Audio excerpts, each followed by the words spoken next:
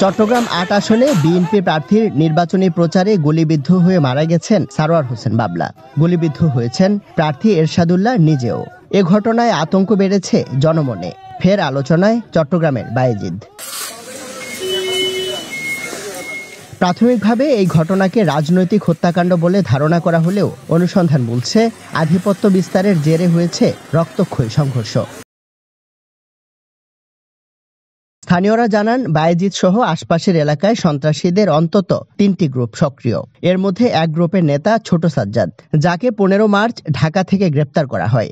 অনুসারীদের অভিযোগ, প্রতিপক্ষ গ্রুপের নেতা বাবলার দেয়া তথ্যে গ্রেপ্তার করা হয় সাজ্জাদকে। এর জেরে ২৯ মার্চ বাবলার গাড়িতে গুলি চালায় দুর্বৃত্তরা। মারা যান তার ২ সহযোগী। আর ২৩ মে পতেঙ্গায় গুলি করা হয় বাবলার অন্যতম সহযোগী ঢাকাই আকবরকে। ২৫ মে হাসপাতালে মৃত্যু হয় তার। চলমান এই দ্বন্দ্বের সবশেষ বলি বাবলা। বুধবার পিঠে পিস্তল ঠেকিয়ে গুলি করা হয় তাকে। স্বজনদের অভিযোগ, সাজ্জাদ বাহিনী বারবার হত্যার হুমকি দিচ্ছিল বাবলাকে। গত রমজান মাসেও আমার ভাইকে রিং রোডে হত্যা করার চেষ্টা করছিল। ওইখানে যারা ঘটনাটা ঘটাইছিল এখানে তারা পুনরায় এটা করছে। আমরা চাই প্রশাসন যদি সহযোগিতা করে তাহলে আমার ভাইয়ের এই খুনের সুষ্ঠু একটা বিচার হোক, আর কোনো লোক যাতে এভাবে আর মানে প্রাণ দিতে না হয়। এই বুড়ি নাতি আমাকে আমার ছেলেকে মুখে দিত। আর এদের সাথে আসান আছে একটা খুশি, এটা এখন কারাগারে ৩ জন, এখন বাইরে আছে রেহান বোরহান দিছেন ৩ জন। এমন ঘটনা উদ্বেগ বাড়িয়েছে স্থানীয়দের। সংঘাতের শঙ্কায় দিন কাটছে তাদের। অনিহাসে এরা মারে চলে গেলে কোনো কিছু বললো না। ইভেন আমরা প্রশাসনকে বলতে পারছি না কিসের শব্দ এটা না। আমি মনে করছি উল্লাসে আকাশ বাজে পড়েছে, বাইরে দেখতেছি সারওয়াত পাড়া। আমরা এখন নিরাপত্তা চাচ্ছি। আমরা বলি বাড়ির সবাই, এলাকার সবাই নিরাপত্তা চাচ্ছি। আমরা চাই একটা সুস্থ তদন্ত করে একটা বিচারের আওতায় আনতে হয়।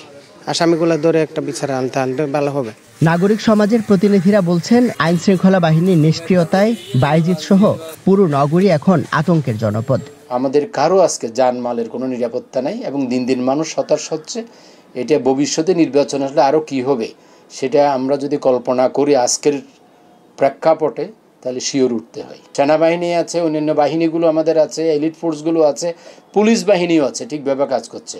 কিন্তু তারা কি অভিমান থেকে যতটুকু তাদের সাধ্য, যতটুকু ক্ষমতা, সেটা প্রয়োগের ক্ষেত্রে তাদের কি অভিমান আছে, না ক্ষোভ আছে, বিক্ষুব্ধতা আছে, না এখানে অন্য কোনো মানে পেশাদারিত্বের ঘাটতি, সেটাই এখন বড় প্রশ্ন হয়ে দেখা দিয়েছে আজকে।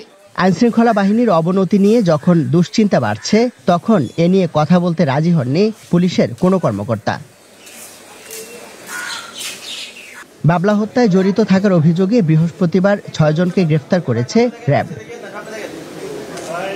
ইমদাদুল হক, স্টার নিউজ, চট্টগ্রাম।